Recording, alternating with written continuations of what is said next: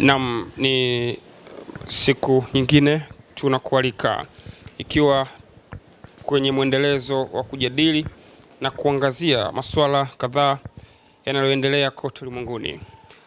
Ikiwa bado mvutano unaendelea kuonekana eneo la Mashariki ya Kati kati ya Iran na Marekani, lakini kumekuwa na maswali kadhaa. Ama Iran anapata wapi nguvu ya kukabiliana na Marekani? Haya yamekuwa maswali ya msingi.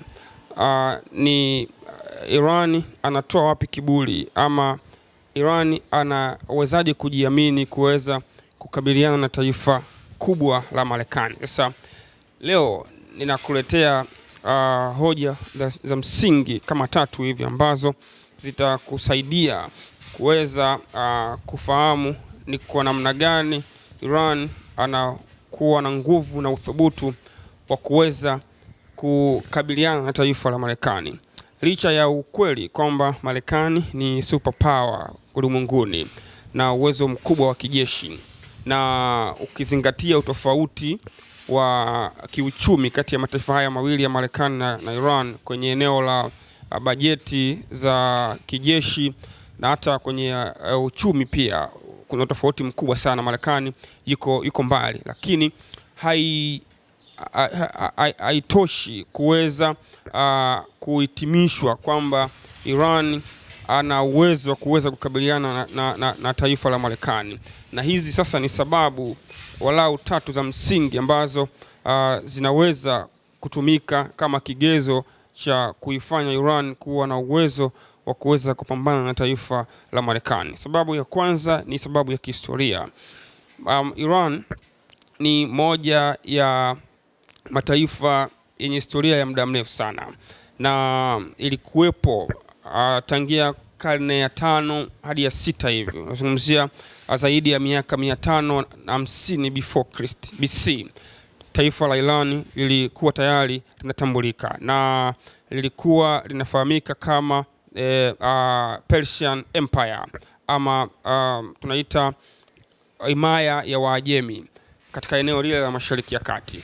Na ndo kipindi hicho kulikuwa na empire zingine kama Greece Empire ya Ugiriki, empire zingine ya Mesopotamia, Iraki ya sasa, pamoja na empire zingine.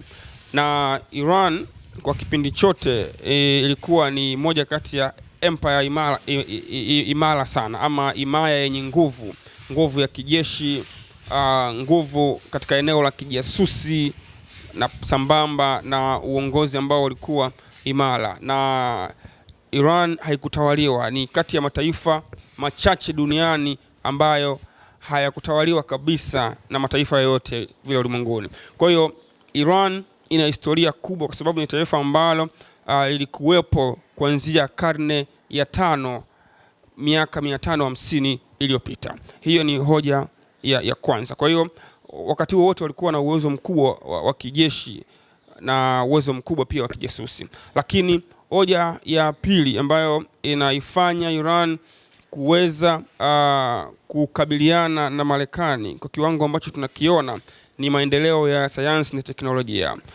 Iran ni moja kati ya mataifa ambayo yamepiga hatua sana kwenye eneo la teknolojia. Tangia mapinduzi ya mwaka 79 Iran ilikumbwa na vikwazo. Kwa hivyo walinyimwa usaidizi wa kifedha kutoka kwenye mataifa ya Magharibi na Amerika. Ilinyimwa pia misaada ile ya kiteknolojia na kadhalika. Kwa hivyo walijifungia ndani katika nchi yao, wakuza wanasayansi wakubwa ambao ni wazawa katika eneo lile la Iran, na kuweza kufanya uwekezaji mkubwa kwenye eneo hilo. Na ndio maana kwa sasa Iran inaweza kuzalisha drones nyingi sana kwenye eneo la Mashariki ya Kati. Wana drones ambazo ni za kiwango kikubwa sana. Drones za Shahid 136, drones za Shahid 129 na kadhalika. Ni drone ambazo zimetumika hata Urusi wakati wa vita akiwa anapambana na Ukraine, alisaidiwa drone kutokea Iran. Lakini Eneo lingine pia Iran wamekuwa wameendelea sana kwenye eneo la makombora tunaita ballistic missile. Wana mifumo ya makombora kwa maana ya makombora ya masafa ya kati na makombora ya masafa marefu kwa maana ya medium range ballistic missile pamoja na long range ballistic missile.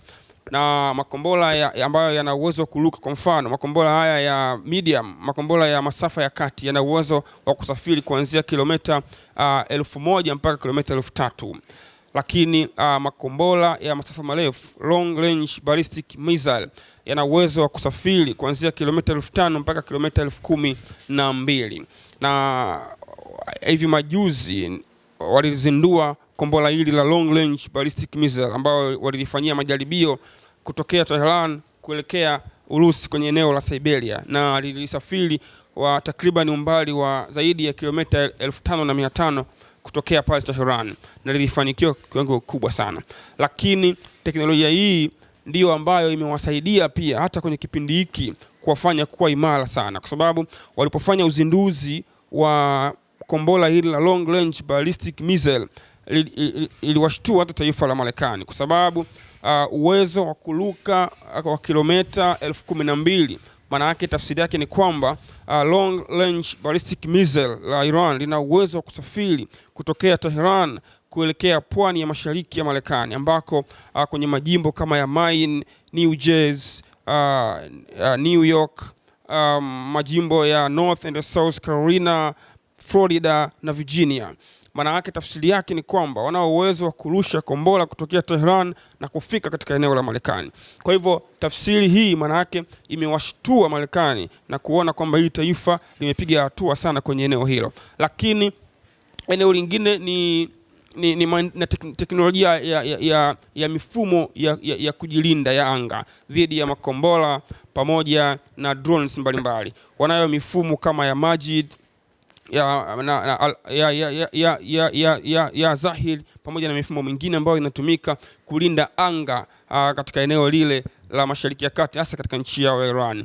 Hiyo pia ni sababu nyingine ambayo inatosha kabisa kwa Iran kuwafanya kuweza kukabiliana na Marekani. Lakini sababu ya mwisho ni uwezo wa taifa la Iran kuweza kukabiliana na mission ama operation mbalimbali.